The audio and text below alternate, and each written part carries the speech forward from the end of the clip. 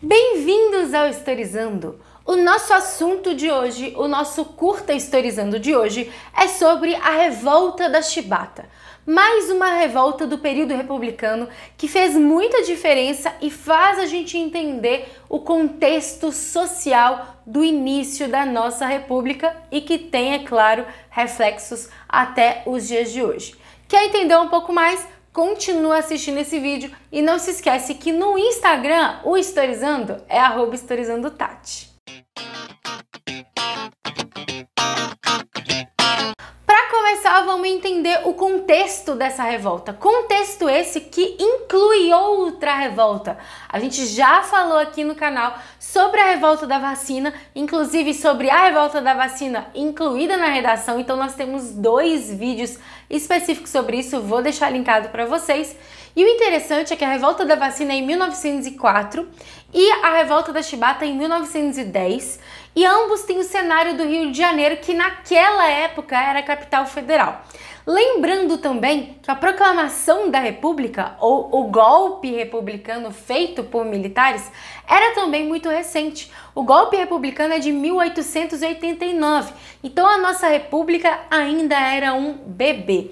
Tudo isso faz muita diferença para a gente entender esse contexto no Rio de Janeiro. Então vamos lembrar. Tem a reforma do Pereira Passos, né, um prefeito aí na época que vai gerar muitos problemas. Tem várias doenças sendo ali ocasionadas nesse momento, incluindo vacina, incluindo combate a essas doenças. Tem a expulsão de inúmeras pessoas de suas casas, dos cortiços, né, justamente para essa reforma. Então, por um lado, a burguesia estava se sentindo, né, bem chique com as novas avenidas e a reforma da cidade, com a limpeza da cidade, mas de outro lado, a maioria, né, que morava no Rio de Janeiro estava em condições extremamente precárias, não que não estivessem antes, mas tinham sido expulsas de suas próprias casas. Mas onde entram os marinheiros? Que, para quem não sabe, os marinheiros vão ser os protagonistas da revolta da Chibata. Os marinheiros eram muito maltratados, muito mal vistos, existia um preconceito muito grande com esses marinheiros, e não era à toa, né? A maioria eram pessoas negras e isso carregava um estigma muito forte. A abolição também era tão recente quanto a questão da República no Brasil, então o preconceito, o racismo, não que hoje ainda não seja muito alto, mas naquele momento essa transição acabou ferindo bastante essa questão dos marinheiros. Consequentemente, eles eram sempre vistos como aqueles que arrumavam confusão ou aqueles que não trabalhavam direito, coisas desse tipo. Além disso, em 1890, então, com a recém-república proclamada, Deodoro da Fonseca vai lançar vários decretos. Dentre eles, tinham decretos com relação à punição dos marinheiros.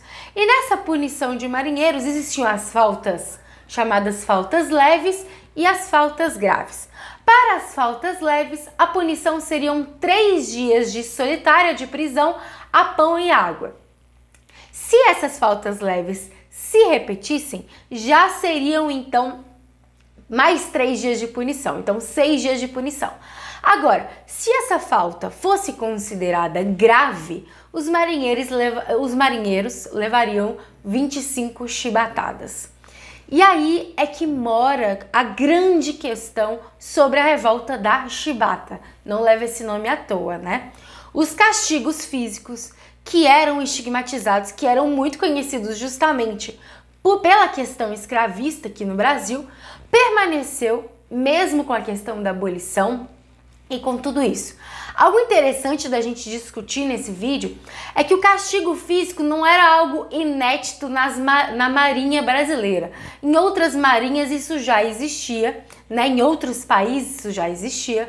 Mas a gente tem que pensar o seguinte, aquele momento ali do início do século XX, essas discussões, né, já estavam acontecendo sobre o fim dos castigos físicos. E não só isso, né? O castigo físico para uma pessoa negra, uma chibatada para uma pessoa negra, naquele momento, recém-abolição, já aí tem outras dores envolvidas que não só a questão física mesmo, né? Da humilhação mesmo. Então, existem aí inúmeras questões sendo trabalhadas. Mas tem mais sobre o contexto que a gente consegue aí entender o porquê da revolta da chibatada e não só a revolta da chibata, desculpa, não só a questão do castigo físico em si. Nós temos esses marinheiros viajando pelo mundo todo, afinal de contas, são marinheiros, trabalham na marinha, então tem outras viagens. E também a República, ela tinha muito um discurso modernista, mas ao mesmo tempo tinham essas velhas realidades sociais acontecendo. Então essa dualidade e essa muitas das vezes contrariedade. Por que eu falo isso? Ao mesmo tempo que esses marinheiros estavam sofrendo castigos físicos, eles viajavam para outros países no mundo, tinham contato com outras culturas, e não só isso, mas a marinha sofreu algumas modernizações no sentido de aparato mesmo. Então foram comprados encouraçados, né, que são navios gigantescos. Desses encouraçados, 2 eram novidade na marinha brasileira, que era o encouraçado Minas Gerais e o encouraçado São Paulo. E essas novidades que foram compradas da Inglaterra fizeram com que marinheiros foram treinados na Inglaterra. Então nós temos aí, mais uma vez, essa dualidade, modernidade e questões sociais já muito das ultrapassadas acontecendo.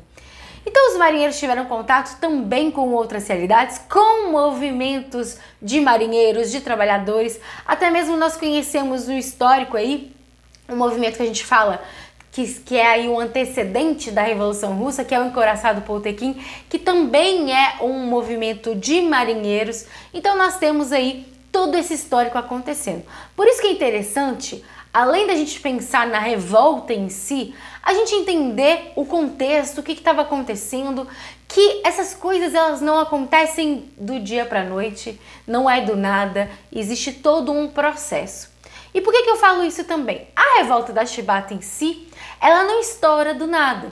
João Cândido, que é um dos maiores líderes conhecidos da revolta da chibata, ele inclusive teve acesso a essas questões lá na Inglaterra de treinamento, e ele e outros marinheiros já estavam programando essa revolta.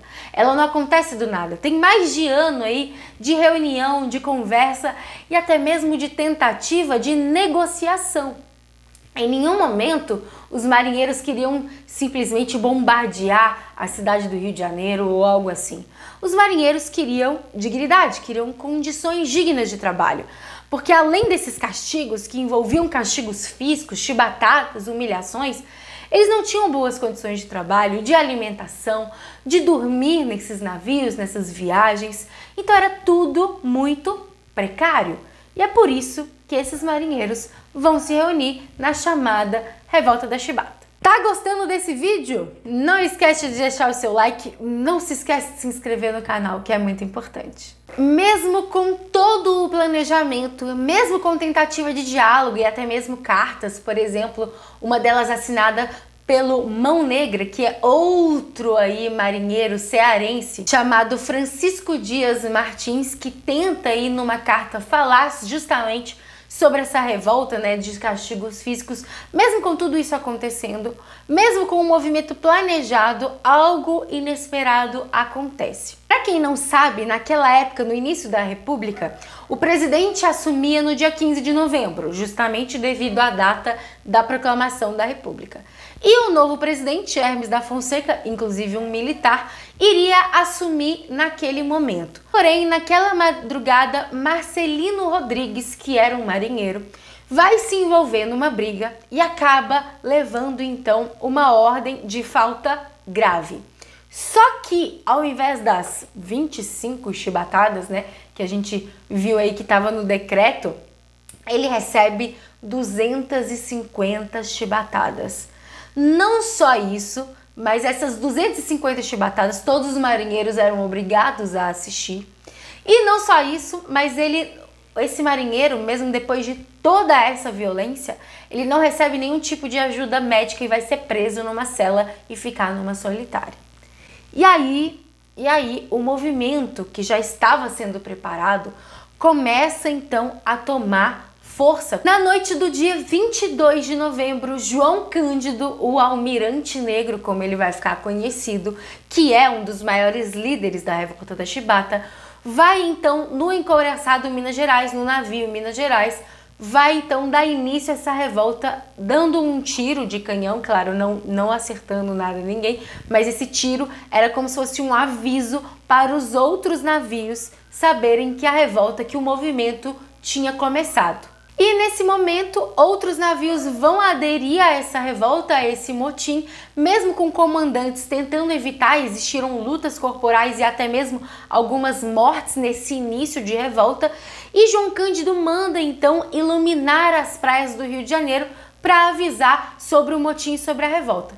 Nesse momento, nessa noite do dia 22 de novembro, o presidente da República estava presente numa festa e deu sim para ouvir esse tiro de canhão e justamente perceber que alguma coisa estava acontecendo na cidade do Rio de Janeiro.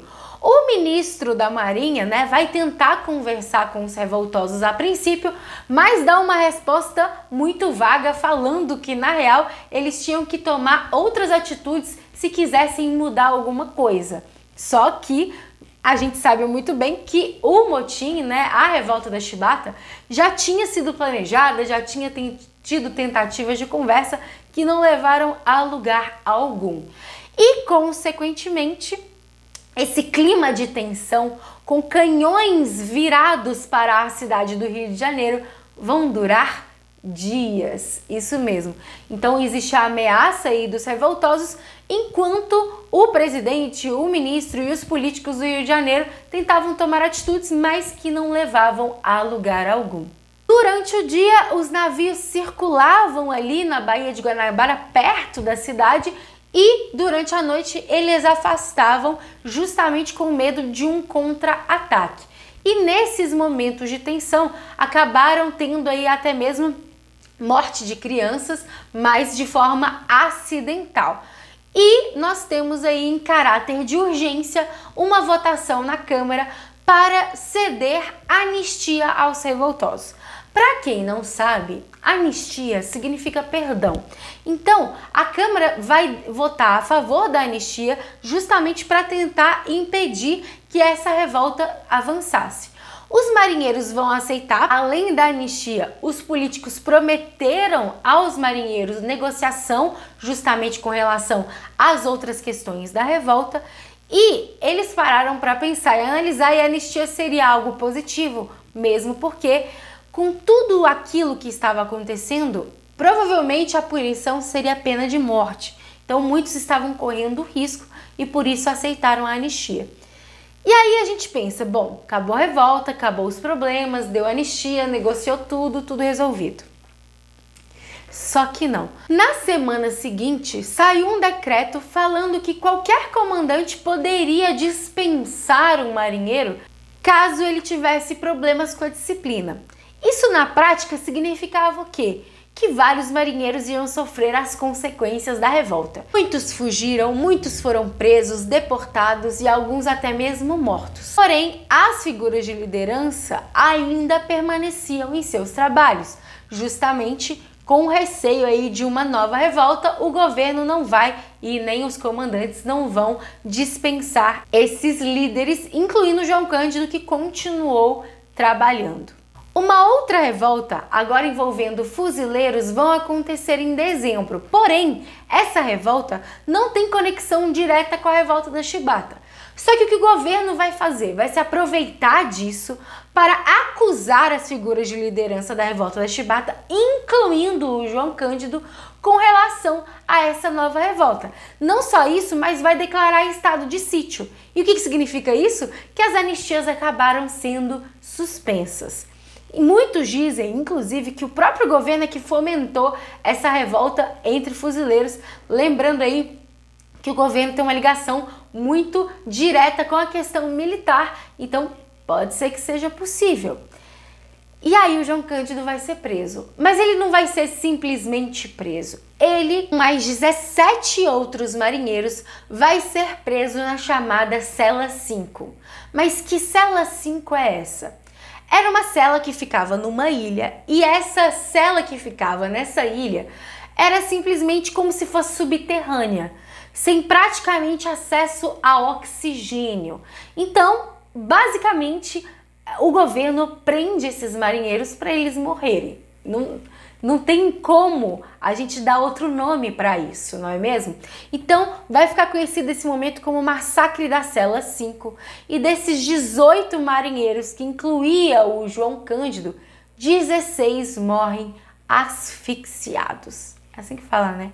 Bom, mas o João Cândido, além de ser um dos maiores líderes de revoltas que já aconteceu aqui no Brasil, ele também é bastante resistente, porque dentre dos 16 mortos ele não estava, então ele sobrevive. Ele consegue auxílio de advogados e até mesmo de uma irmandade que anteriormente, no período imperial, era abolicionista, e ele consegue então ser inocentado.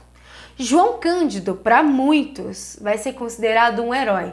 E até mesmo em 2007 foi levantada aí uma estátua em homenagem a ele.